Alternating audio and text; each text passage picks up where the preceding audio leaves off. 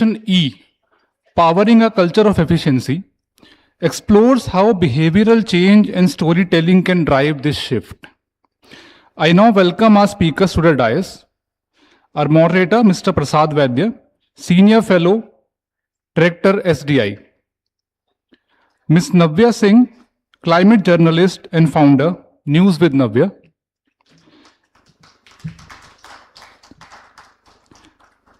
Ms. Prachi Shevgaonkar, Founder, Cool the Globe. Big round of applause, everyone. I request all the participants to have your questions ready for the Q&A session at the end. Thank you. Over to you, Mr. Prasad.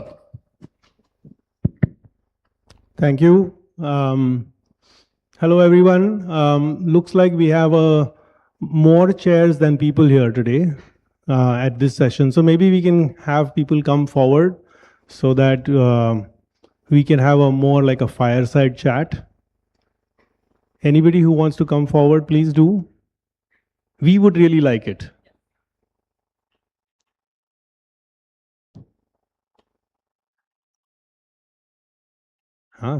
Some eager people. Good. Thank you. Whenever teachers would do this in school, nobody used to come. Yeah, but we are not teachers.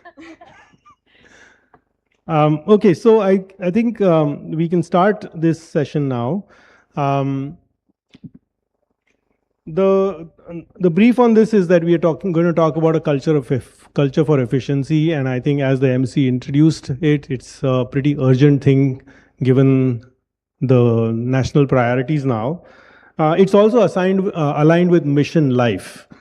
And one of the things that I think we want to explore today is how behavioral change, technology, and storytelling can come together and get embedded in climate action.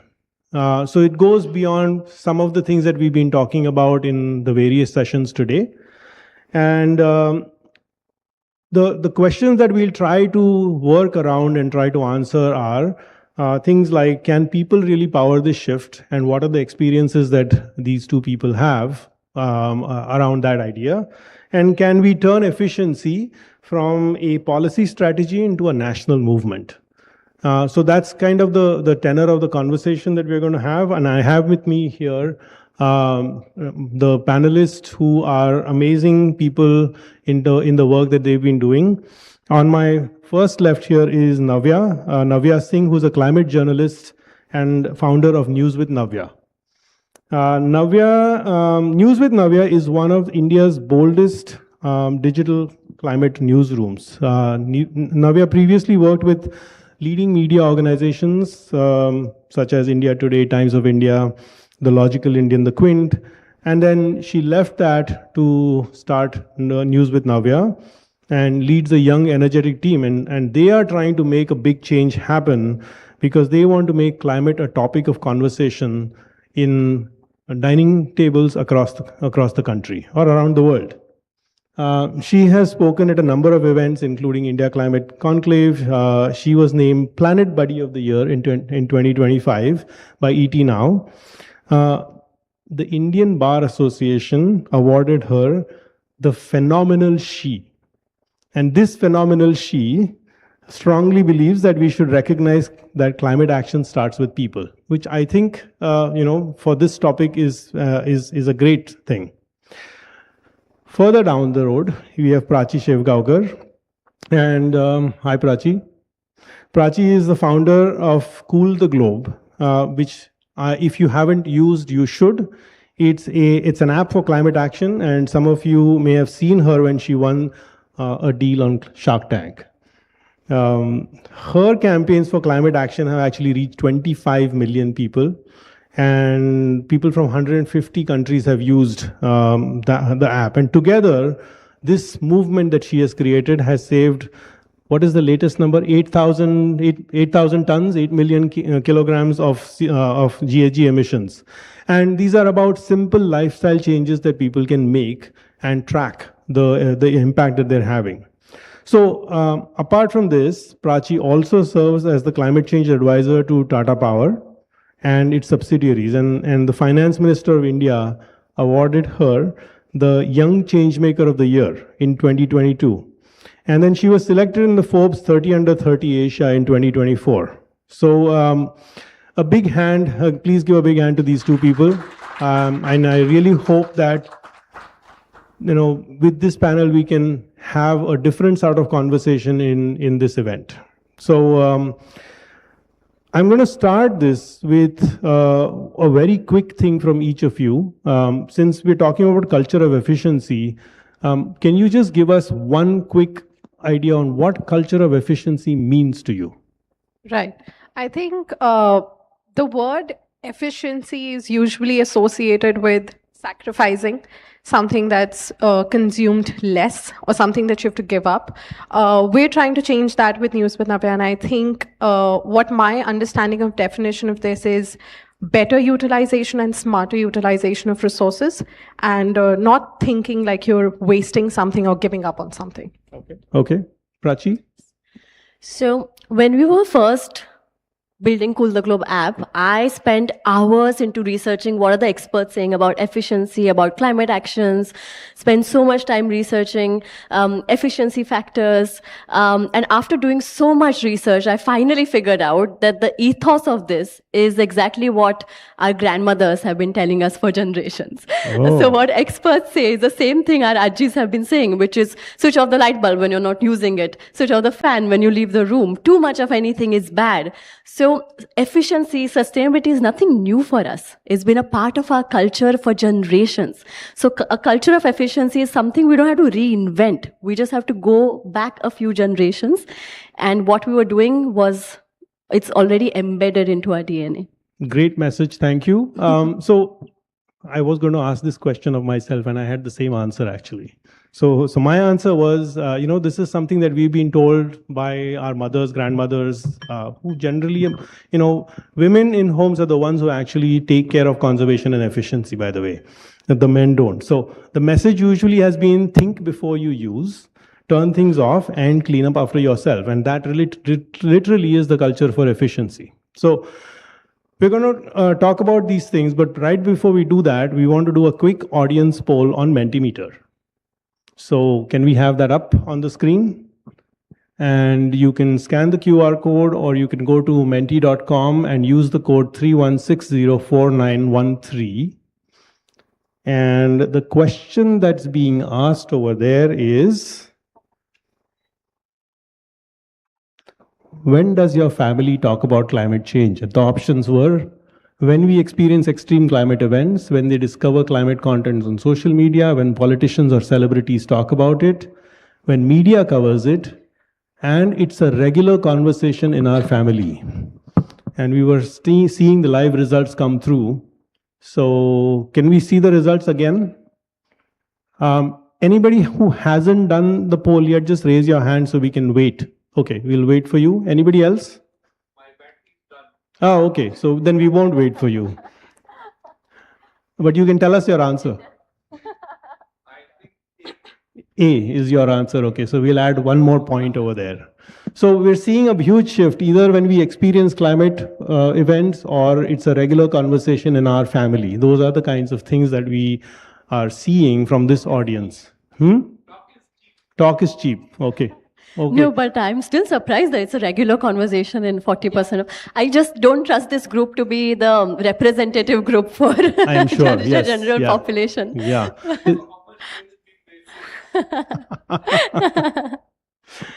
Okay, so we'll get on with learning from the panel. I have some requests from you guys, which is that keep your answers short.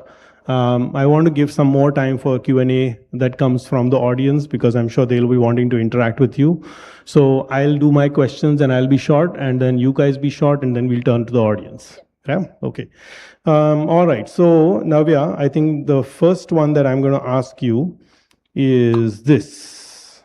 You've done, 750 YouTube videos, and I don't know how many other stories and other channels, etc. Right? And so from the standpoint of climate culture and stories, etc., what has been one of your most successful stories, and what do you think was the reason for the success?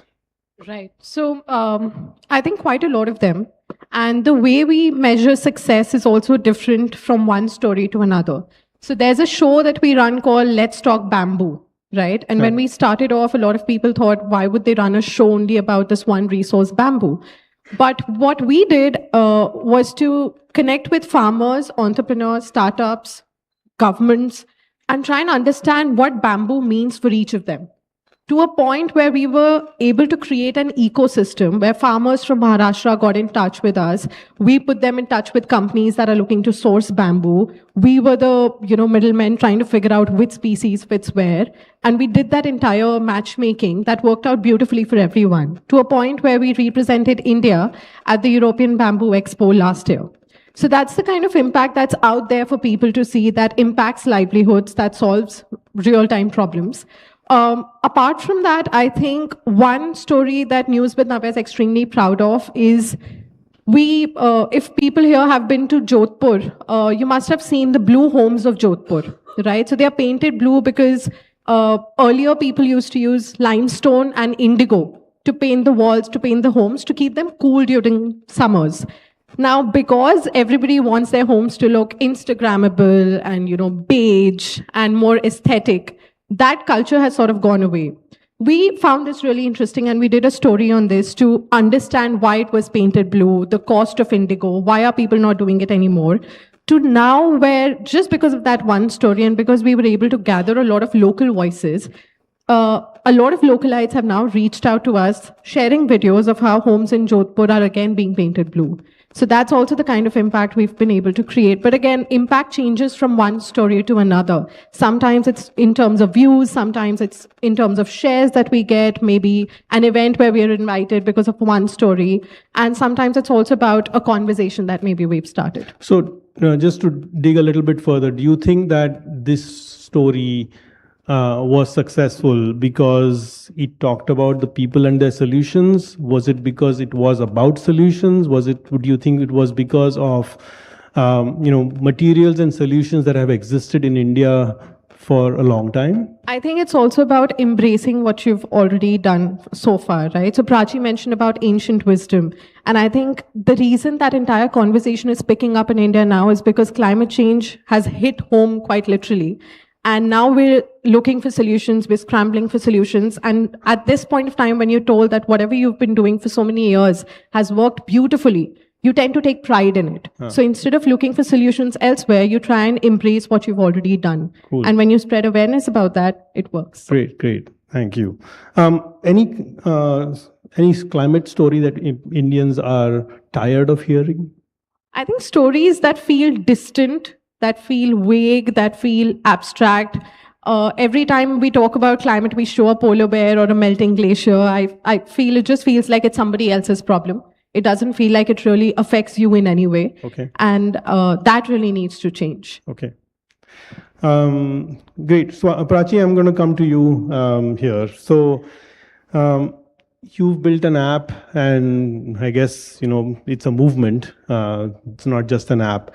And you've seen people across 150 countries who've used it and different social behaviors, etc. Yeah. So, is there some climate action behavior that shows up consistently and is persistent? Because one of the things that we hear is that behavior change tends to fall off again once the nudge goes away. So is there something that you think has stayed with people? That's an interesting question. And I've found people have stuck to their climate behaviors, but what that looks like is different for different people. So I'm sure you've all heard of the concept of Ikigai, right? And my career in climate started, it said that every person has 2 birthdays, the day you're born and the day you figure out why. And starting Cool the Globe was me figuring out what my purpose is meant to be. And that process of living through my Ikigai was so enlightening that people would come to me and say, you're talking about climate, something that's so grim, but you do it with a smile on your face, and we like that. And so the thing that we kept on the app is that we help you find your climate ikigai, which is the behavior that you do consistently is unique to you. It would look different from person to person. So the way you do that is you decide one climate action that you can start taking from today. But then what you do afterwards is you figure out a way to make it fun. You find how it aligns with all the other aspects of your life. So for example, I remember soon after launching Cool the Globe, a 9-year-old girl had emailed me and she asked, what change can I make in my life to fight climate change? Now, one of the things that she found very fun was cycling. So she decided to start going to school on a cycle. And because it was fun for her, she was able to do it consistently for months. And she recorded saving 60 kilograms of carbon emissions on the app. Now, her weight was 20 kilograms, so it was 3 times her weight. Now, this was something she was able to do consistently. But on the other hand, I remember an 85-year-old woman calling me. And she said, I can't, I'm very old. It's not like I can use public transport or cycle or walk, but I still want to be a part of this movement. So what can I do? So the way she found her climate ikigai was she had a lot of old saris from her closet that she had built for years, and her granddaughter was getting married. Now, for the wedding, instead of buying new saris, she decided to reuse her old ones. And by doing this, she recorded saving 15 kilograms of carbon emissions on the app, and it made her so happy that she continued to do it at all family functions. That was her climate ikigai. So yes, we've seen people consistently stick up to their climate behaviors, but the way they've been able to do that was figure out an action that makes sense, that aligns in their life, an action that's not a burden, but adds value to their life. Make it fun. Then measure the impact. What is the difference I'm making with this one action? And then the fourth thing we told people to do to make it a consistent action is to, once you've taken a climate action, then show off. Show it off to 10 other people, and you'll find that your action inspired 10 others and created a ripple effect for change. So being that agent of change is what helps it become consistent. So interestingly enough, I was expecting an answer like, well, people who make commitments about commuting or travel or food or clothing or something, that is the consistency that we see, because very often we think from the standpoint of end users and sectoral areas. And what you brought about is that it's not about the sectors, it's about the person's preference, and also what makes them feel good about the action that they take, and obviously the idea of showing off or becoming a change maker as a result of that. That's great. Navya, you often say that climate conversations need to reach the dining table, right? So what is the one conversation you wish all of us need to have? I think it's something as basic as, firstly, I think the reason I say dining tables is because in a country like India, we love discussing politics at dining tables and talk about it like that, right? So I don't really see climate becoming a mainstream conversation yet, which is why the kind of storytelling we do and the kind of stories we cover, we want to make it relatable to every household and every family, which is why what we intend to really mean by this statement is that a lot of conversations at the dining table should now revolve around something as simple as the tree outside your window. How many of us really know the name of that tree, or maybe, something as simple as the food that we eat or the grains that we consume? As Prachi mentioned, I think climate action is not a one-size-fits-all approach. It means very different things to very different people. So even if we start talking about something as simple as composting or the kind of fabric we wear or the kind of grains we consume, even, by talking about those things, we are a part of climate action, and that sort of brings about a huge change. Okay. Interesting. Let's talk about pop culture. Maybe that's something that relates to the dining table. Yeah, is there, and this is a question for both of you, whoever wants to take it up, or both of you, is there a pop culture reference that you would want to use to be able to explain India's climate moment today? Or if you want to use it as a way of saying, this is what climate action really means, this is the way the story would play out. What's the pop culture reference that you would use? Okay. So this is not exactly a pop culture reference, but has anybody here seen this movie called Humans in the Loop? So it's this beautiful movie that talks about the role of AI. And in the last few years, this entire conversation around climate and AI has really picked up, and we're trying to find solutions using this combination, right? So this beautiful movie talks about tribal women in Jharkhand, right? And they're working for a data labeling company in Jharkhand. And they use AI to identify what is a pest, right? So for the company, a pest is anything that's unwanted on a plant or a leaf, right? But for the tribal woman, there's this insect that's not exactly a pest because that particular insect only eats the dead part of the plant, right? So it's something she has consumed as part of her food. It's something that she's grown up around, and it's definitely not qualifying as a pest. So this one movie, I think, has shaped a lot of our stories and the kind of understanding we have now in terms of ethical use of AI when it comes to climate.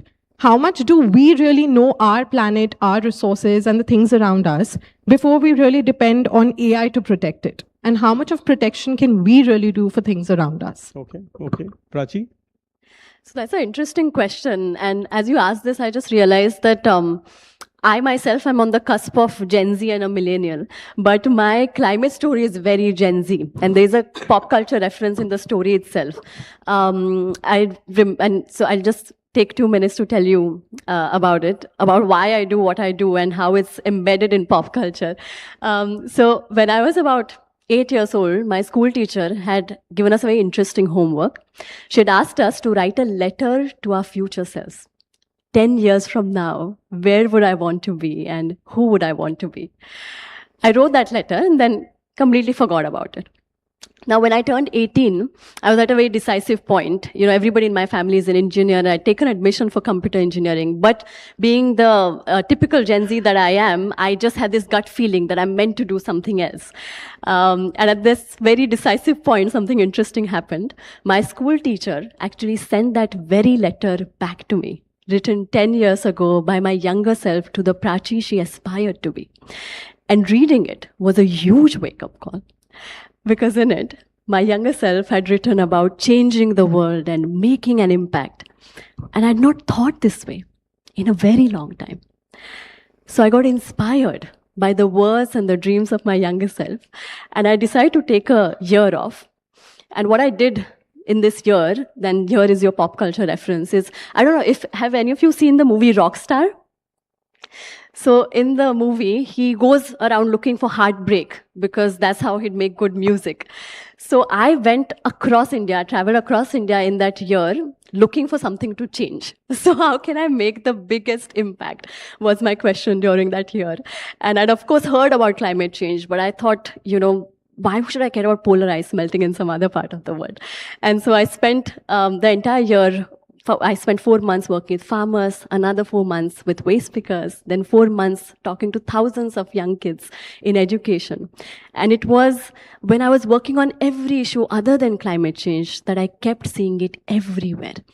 And that's truly when I realized that I find myself at the cusp of my youth in perhaps some of the most defining decades of human existence. My actions today are going to determine not just my life, but the life of generations to come, because we have only 30 years to avoid the worst effects of climate change. And that's not just a responsibility. For a young person, that's an opportunity to make a difference, to change the world with our own actions. And so it was that pop culture idea of trying to look for change, which us Gen Zs are very passionate about, trying to make a difference. I think it's very relevant then for us to look for careers in climate, because that's one area, that's one opportunity for us to leave our mark. Wow, I think both of your answers were kind of too serious for me. We were looking for something that's more pop culture-y, but the kinds of things that you guys talked about are way too deep. So let's talk about Gen Z, since you started with that. And I'll start with you, Navya. How is Gen Z thinking of climate differently than most of us here? Maybe not you. I think Gen Z really wants practical, urgent solutions. What we have seen at News with Navya is that a lot of our stories come from the Gen Zs, and the kind of stories they want to talk about are more inclusive, more in detail. Even if we talk about something like saving the Aravalis for that matter, Aravalis are the oldest mountains, in India. And even then, I think the kind of ideas that we've received from the younger generation, from the Gen Zs per se, are very detailed, and the kind of stories they want us to cover are the kind of stories that also determine their role in the future, right? So now anything to do with climate is also linked to green jobs. How is it that they can really make a difference? So the kind of conversations that come from them are very inclusive in terms of not just solving that particular problem, but also looking at it from different perspectives. And we would rather assume that, people or the youngsters in India don't really care about climate change as much, but a lot of our stories are inspired from them. Okay. And it's not just in terms of storytelling, in terms of their everyday lifestyle, something like running clubs or book reading clubs. We've covered a lot of these stories to understand their relationship with nature. So now people and professionals and young people are sort of ditching cafes and co-working spaces, and they're choosing greener spaces to establish that relationship with nature. And I think that's quite cool. Okay. And have you seen any difference in the way Gen Zs are reporting their behaviors in Cool the Globe? Absolutely. I remember the other day I was supposed to be a part of 2 events in just one day. And at the start of the day, I was supposed to speak with policymakers and senior journalists and bureaucrats, very serious people in the climate space. And in the second half of the day, I was supposed to speak with a bunch of 6th graders. And at the beginning of the day, I realized that I'm more nervous for the second event because every time I meet young people, they are so knowledgeable, so passionate, and they want action. They don't want just talk. And I see this,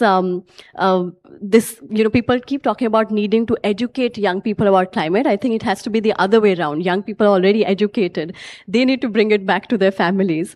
But the second thing is also that for every young person I meet who's very passionate about doing something in climate, has an idea, an innovation, wants to do a startup in climate, I meet an equally worried parent with just one question, and it's always the same question. Do you have any guess of what that is? No, I mean, in a way, is that my son is very passionate about climate, wants to do something, but how is he going to earn money? That's always the question of the parents. And so I think this is another way in which young people think differently today, is that for the last few generations, the way we've thought of social impact is that you have to dedicate your career, sacrifice a lot in life to change something in society. But now young people are seeing the trend changing, which is that when you add value to society in this day and age, it also means that you can make a lot of money while doing it. You can build a lucrative and thriving career in climate. They've seen that changing. And so the way they're thinking about climate is not just about, running an NGO or not just, there's not that linear thinking. People are now thinking about how do I build a thriving career? And they know that you can have both. Nice. That's a very nice message. Just adding to what Prachi said, I think one common observation is also that it's the younger generation and the Gen Zs that are really making consciousness cooler. So wearing maybe a sustainable fabric, or what you eat and how you live and the kind of things you do is now becoming cool than, preachy, because it's now associated with their lifestyle. So I think it's also interesting. Yeah. Okay, so we're going to change the tone a little bit and go to a sort of a rapid fire this or that question round, okay? And then we'll come back to one serious question afterwards. So Navya, I'm going to start with you and we'll go back and forth. And you literally get 1 second to give me an answer. Okay. I give you a choice and you give me an answer. Okay. So Navya, noodles or rice? Rice. Okay. Prachi, t-shirt or kurta? Is that judgment? Yes, complete judgment. T-shirt or kurta? Kurta. Kurta, okay. Navya, shoes or sandals? Shoes. Shoes, okay. Prachi, mild or spicy? Spicy. Spicy, okay. Navya, data or storytelling? Storytelling. Oh, okay. Prachi, adaptation or mitigation? Mitigation. Mitigation, okay. Navya, green or blue infrastructure? Green. Green, okay.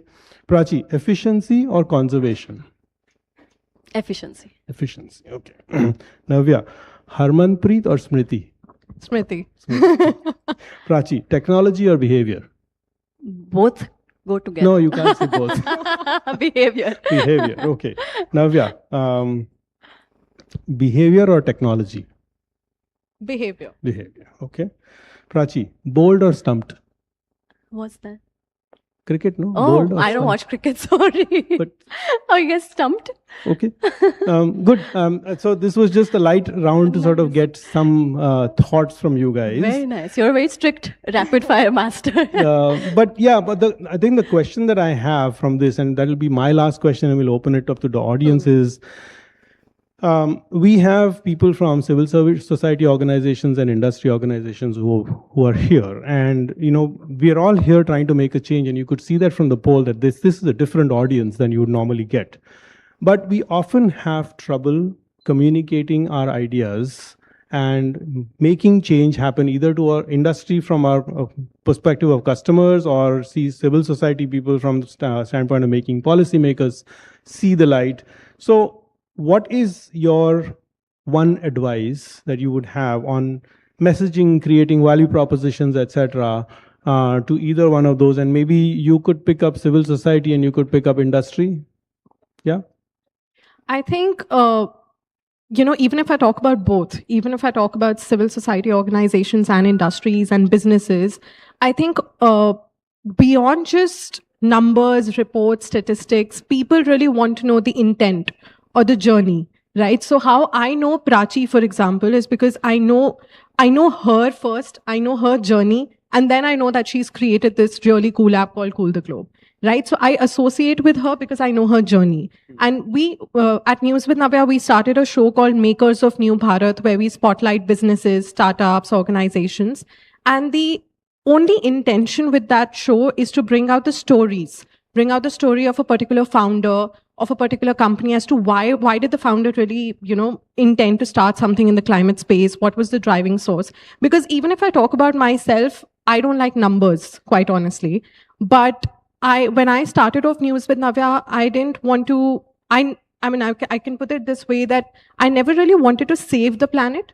But the reason I started off News with Navya was because I saw part of my childhood and my world disappear because of climate change. And I turned that into storytelling. So even when you ask me data or storytelling, I like a combination of both.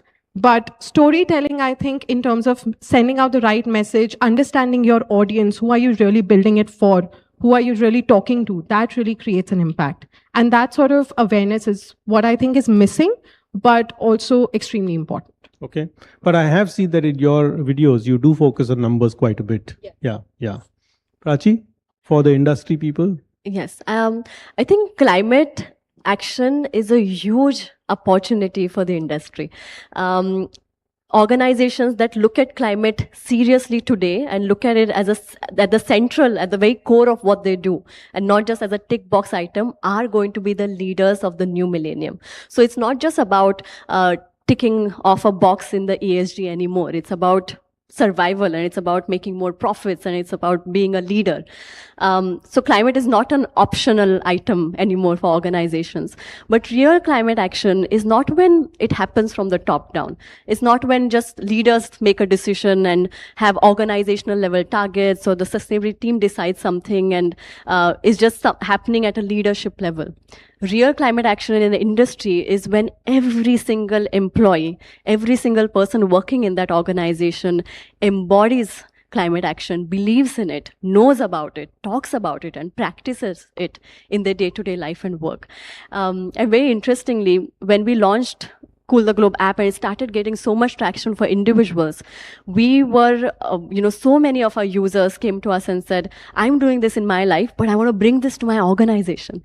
Similarly, a lot of such organizations who took climate action seriously came to us and said, can you do something for our employees?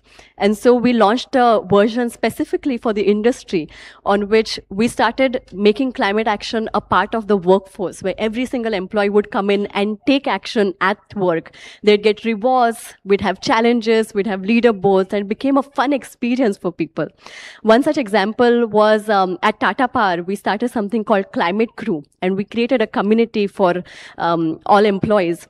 And when we started out, the MD, Praveer Sinha sir, and the sustainability head, and me, we were the 3 members of this climate crew. And within a year's time, we had 10,000 employees join in, and they started taking climate action in their day-to-day work. And once they started doing that, we tracked the collective emissions avoided by all employees combined. We gave them targets. And something very interesting happened, which is that we saw employees becoming more invested in what was happening at an organizational level when they were also doing it at an individual level. Yes.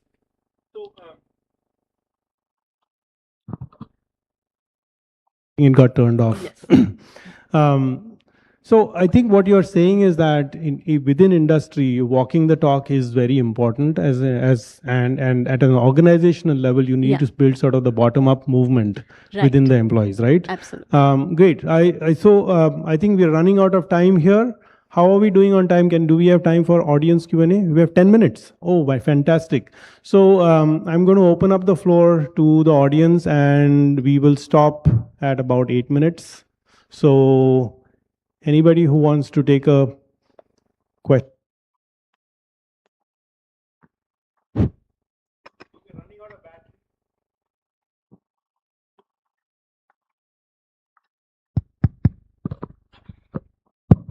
Yes. We are living in a life of, energy deficiency, and the day we are going more on dependency on energy and all. So, what message you like to give here in terms of, to make it energy efficiency and culture of efficiency in the life in the, the era of energy deficiency, In the era of energy deficit, dependency. energy dependency. Yeah, we are leading more and more on energy. We are getting more and more energy dependent. So what is the message that you have on energy efficiency and terms the of culture of efficiency, right? Okay. Who do you want the answer question to be? Both of them. Okay. Can you be short?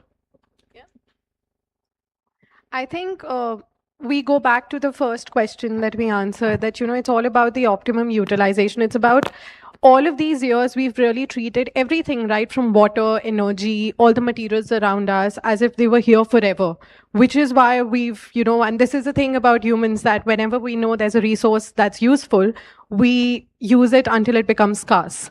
So the idea is to really understand our consumption patterns. The idea is to understand how much do we really need versus how much do we really want to consume, and then try and, solve this problem. Okay. Prachi? So I talked about how different climate actions make sense for different people. And I really think energy efficiency is a very magical, invisible sort of a climate action. So whenever somebody comes to me and says, I'm a very busy person, I don't have time to do this, I don't have time to go out of my way to take climate action, I tell them, then think of climate actions where you only have to make one decision once or a few decisions every few months. And those decisions will keep taking invisible climate action for you. And energy efficiency is one such, where you take a flat out decision, for example, to increase the default temperature setting of AC by 2 degrees Celsius, and that climate action lasts you for months to come. So it's a really powerful, invisible climate action that really makes sense for busy people. Okay.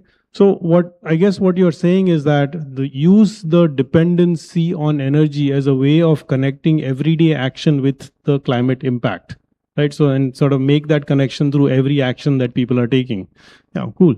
Okay. I have a question and... Yeah, go ahead. Hi, I'm Supriya. I lead communications at AEEE. Prajinav, I want to ask you, when organizations like us talk about efficiency, which is a very abstract topic, vis-a-vis climate change as well, we talk about a lot of technical stuff, serious stuff. What is your one advice to organizations like us who are working on efficiency to make it more impactful when we are communicating? Or what is the change that you see for a conference like this? What can we do better to have more impact on the behavior and communication aspects? Whose behavior? Let's start with that. No, then I think they'll be able to answer. Whose behavior are you trying to impact? My question is more focused on what do we need to change in the way organizations are communicating about efficiency. Who's the audience?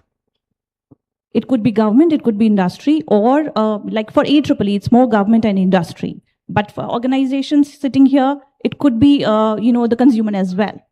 Okay. So maybe you take the question for organizations and consumers. Yeah. I think one solution to this could be, and this comes from a place of observation as well. When we talk about all of these technical aspects, minus the jargon, right? When we really, when we really stop using those jargons all the time, when we assume that everybody understands everything about climate. I've been running News with Navya for the past 3.5 years, and there are terms that I still don't know. And, I feel a little lost at events every time they're used. But that's my learning of, staying away from jargons, making it more relatable. And even if I talk about consumers or everyday people, I think until and unless we really don't understand how climate change or any aspect for that matter affects what I wear, where I live, the water that I consume, the food on my plate, I don't think I'm going to take it seriously. Right. The rice or noodles question was appropriate. Yeah, absolutely. Yeah? Okay. Absolutely. Prachi, on consumers? Yeah, I think along the lines of what you said about no jargon, I think no matter, now I've been in so many climate rooms and many rooms where even policymakers and ministers are there, from that to journalists to young people. And I've realized no matter which room you're in, people are not too different from 10-year-olds. So even if you're talking to higher ups, I think it's always good to assume to talk as if you're speaking to 10-year-olds, because our attention span is that of a 10-year-old. So to not use jargon at all, but also to keep saying something very interesting, very flashy, very sensational, very basic, very simple, very foundational, that a 10-year-old would pay attention to, then you've won the room. So the message from both of them is somewhat the same. I want to ask the audience, does anybody have an example of having changed the narrative by saying, I don't need to talk the jargon, I'm going to talk in simple terms? Is there an example that anybody can give? You have one example? The person with the beanie there. Yeah. Oh, Satish has got the mic. Okay. Satish is going to talk. So Navya and Prachi, thank you very much. I thank you for sharing your perspective. So one question before I pose my question. So this but is I wanted to the example. Are you going to do that? So example is when I give this example of this leaky pot syndrome, and where we say that you have a pot of water and you are pouring water into this vessel, and there are sort of holes all around, I think it is. And so the water is analogous to energy, okay? And the holes is analogous to inefficiencies into the system.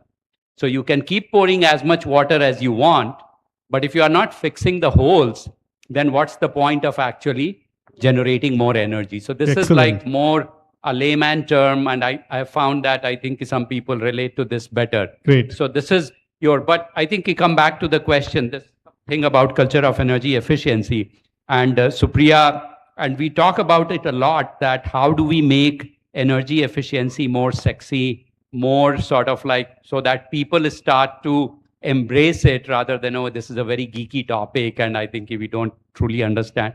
So my question is that if you talk about our day-to-day lives, and you are talking about the way we shop, the way we eat, the way I think we live, I think that efficiency, at least the way I see it, permeates everything, right? So what car you are driving, in which home you are living, you are talking about you are living in a green space and working, so how energy efficient that is. And then we get into this tussle that why is renewable energy getting all the sort of focus and attention, and why energy efficiency is the second cousin. So the question is that even though we feel that efficiency permeates, I think, a person's daily lives, the way we live it, still we are not able to frame and come up with the narrative which will make people value energy efficiency so much more than I think what we see around the world.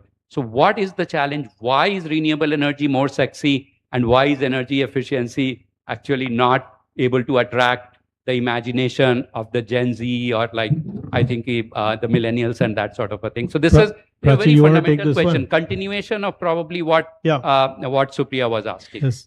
I love that everybody's questions are around energy efficiency, and I feel like I'm in a very unique room of energy efficiency nerds, where we are talking about efficiency with the same interest that a room full of people would be talking about cricket.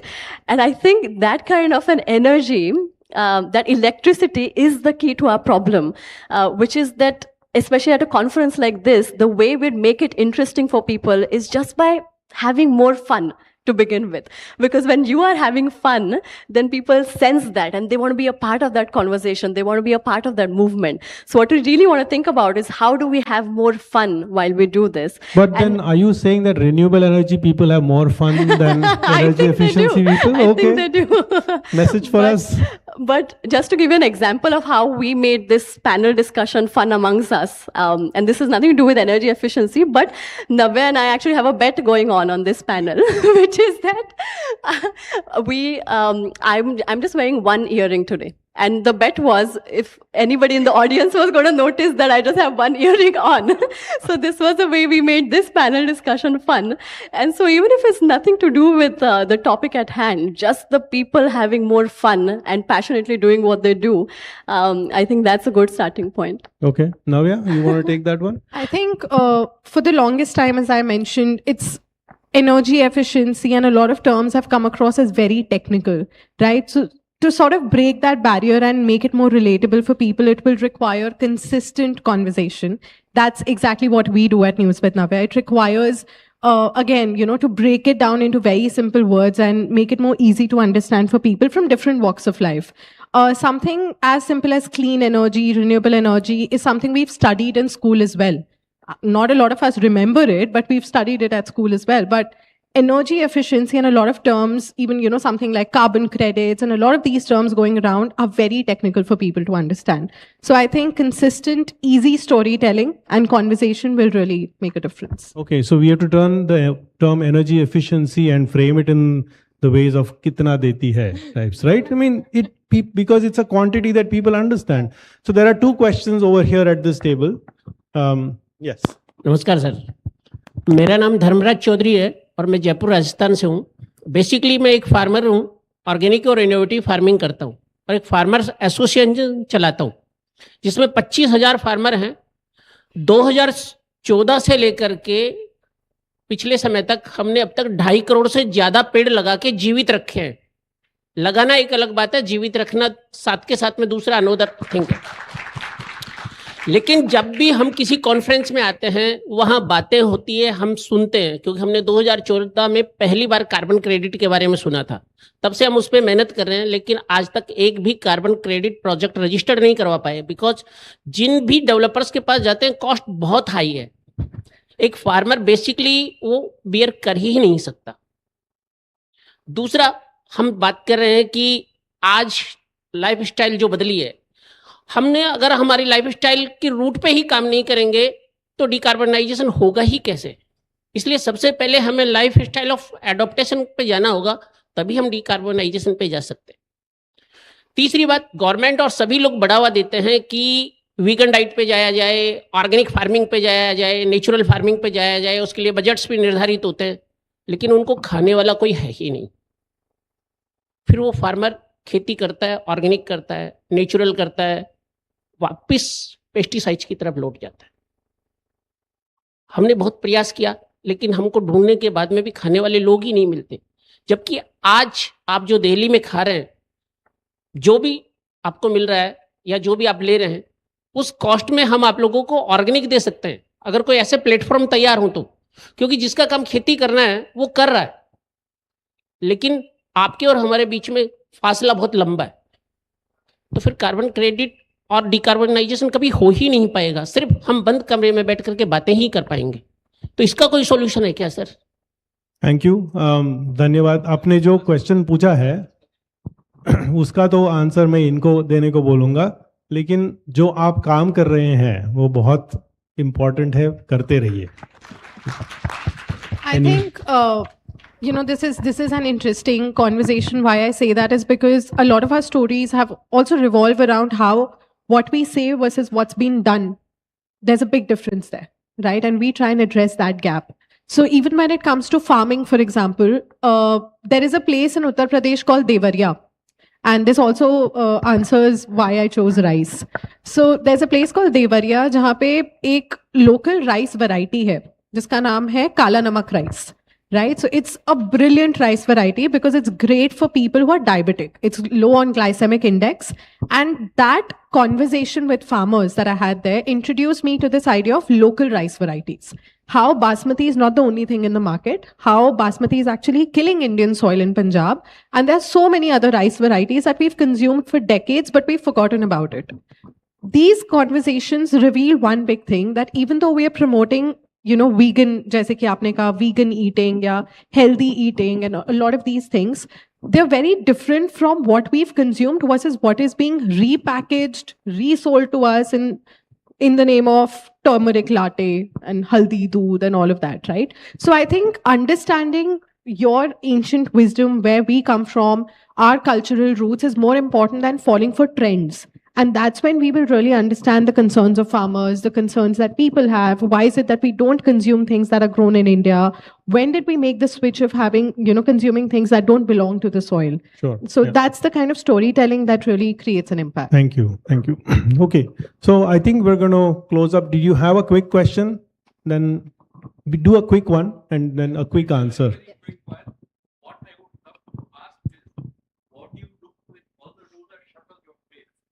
What do you do when all the doors are shut on your face? Prachi, I think this one is for you. And a quick one. Jump through the window. Thank you. Enter through the window. Fantastic. I think I really want to thank the two of you for a fantastic conversation and the audience for a lively question and answer session. I personally have a couple of very important takeaways. One is that energy efficiency is one side of it, but energy in the room and energy with fun is a very important aspect to have in any work and conversation that we are having. And then the other takeaway from the things that you said, Navya, were that reframe the stories in language and actions that people are able to understand, and rather than trying to keep it abstract, keep it focused on the real stuff that is happening, and with examples and stories and things that are happening on the ground and related to people. And that's what will get us through the doors that are closed. Thank you, everyone.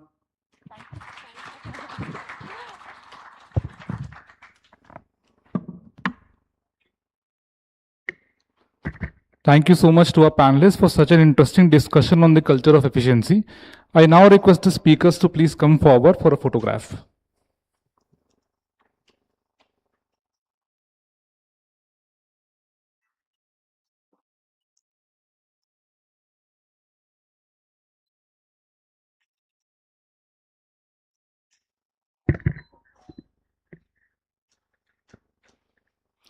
Thank you so much. Big round of applause, please.